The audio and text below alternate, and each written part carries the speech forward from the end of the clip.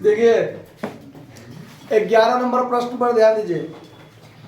इसका आहरण पर ब्याज निकालना है, ठीक है, लेकिन इसमें है क्या उस पर ध्यान दीजिए। हमने आपको थ्योरी में बताया था कि आहरण जो होता है वो दो तरीका से, एक समान रूप से और एक असमान रूप से। मतलब एक समान रूप से आहरण होता है, जैसे 6,000 रुपया हर महीना निकाला या हर तिमाही में 10,000 रुपया निकाला, इस सब टाइप से, जैसा कि आपने देखा है।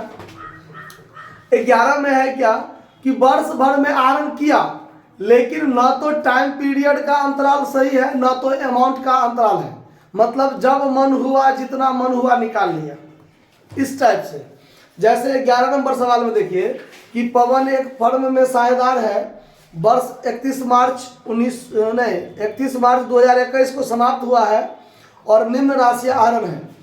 1 जुलाई 2020 को 20,000 निकाला, 31 अगस्त 2020 को 40,000 निकाला, 1 अक्टूबर 2020 को 10,000 निकाला, 31 जनवरी 2021 को 5,000 निकाला, 1 मार्च 21 को 5,000 निकाला और 31 मार्च 2021 को 10,000 निकाला।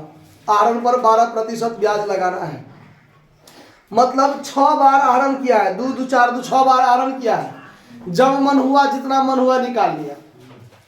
तो इसका कोई नियम, खास नियम का तो नहीं फॉलो किया है। तो इसके लिए भी आहरण पर ब्याज निकालने के तरीके हैं, 2 तरीका, एक सामान्य विधि और एक गुणनफल विधि। सामान्य विधि क्या होता है, जैसे 6 बार आहरण किया है ना, तो 6 बार आप अलग अलग आहरण पर अलग अलग ब्याज निकाल लीजिए।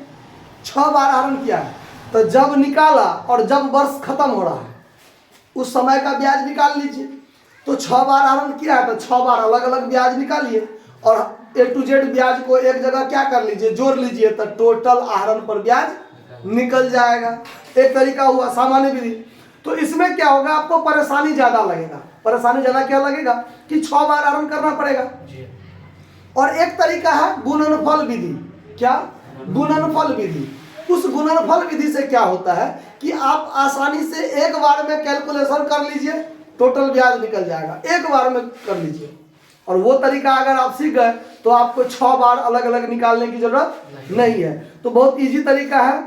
इसमें क्या होता है गुणनफल विधि से कि आप प्रोडक्ट मेथड से टोटल आहरण निकाल लीजिए।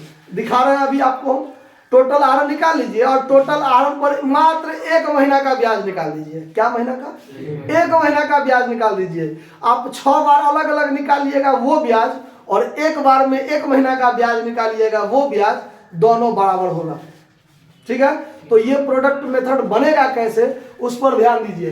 तो प्रोडक्ट मेथड बनाने के लिए कैसे बनाएंगे, ध्यान से देखिए। Calculation of interest on drawings by product method, by product method. ठीक है, कैसे बनाएंगे, एक टेबल बनाएंगे। एक टेबल में क्या करेंगे, तो एक कॉलम लिखेंगे डेट ऑफ ड्राइंग्स।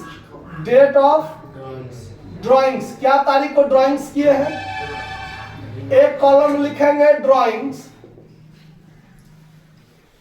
एक लिखेंगे पीरियड यानी मंथ, यानी ये जो हमने ड्राइंग्स किया उस पर वर्ष समाप्ति के तिथि तक क्या महीना का टाइम बचा हुआ है वो नंबर ऑफ मंथ लिखेंगे। ठीक है, उसके बाद एक कॉलम बनाएंगे प्रोडक्ट। प्रोडक्ट मतलब होता है गुणनफल, जिसमें आपको लिखना है ड्राइंग्स, ड्राइंग्स गुने पीरियड यानी मंथ। ठीक है, ये काम करना है। उसके बाद देखिए ये 6 बार आहरण है तो 6 कॉलम बना दिए। आप लोगों को तो ऑलरेडी है, कॉपी में लाइन खींचा हुआ, हमारे पास नहीं है तो हम खींच रहे हैं। ठीक है, क्या हुआ, 1 2 3 4 5, एक और होना चाहिए। ठीक है, देखिए तो ये आपका टेबल दिया हुआ है। मतलब टेबल में पहला कॉलम डेट ऑफ ड्राइंग्स का किए हैं, दूसरा ड्राइंग्स का, तीसरा पीरियड यानी जितना मंथ बचा हुआ है उसका, और चौथा प्रोडक्ट जिसमें ड्राइंग्स गुने पीरियड करना है यानी मंथ करना है। अब 1 जुलाई 2020 को आरंभ हुआ है 20,000 रुपया, तो इस पर कितने महीना का ब्याज लगेगा? 31 मार्च 2021 तक जाने में इस पर लगेगा 9 महीना का ब्याज। तो इससे इसको गुना कर दीजिए 1,80,000। 31 अगस्त 2020 को आरंभ हुआ है 40,000, तो 31 अगस्त तो 31 में मतलब अगस्त का महीना क्या हो चुका है? बीत चुका है, तो इसका गिनती होगा नहीं। सितंबर, अक्टूबर, नवंबर, दिसंबर, जनवरी, फरवरी, मार्च, 7 महीना, तो इसका हो जाएगा 2,80,000 रुपया। उसके बाद 1 अक्टूबर को, तो अक्टूबर का गिनती होगा, अक्टूबर, नवंबर, दिसंबर और जनवरी, फरवरी, मार्च, 6 महीना, तो 60,000 रुपया।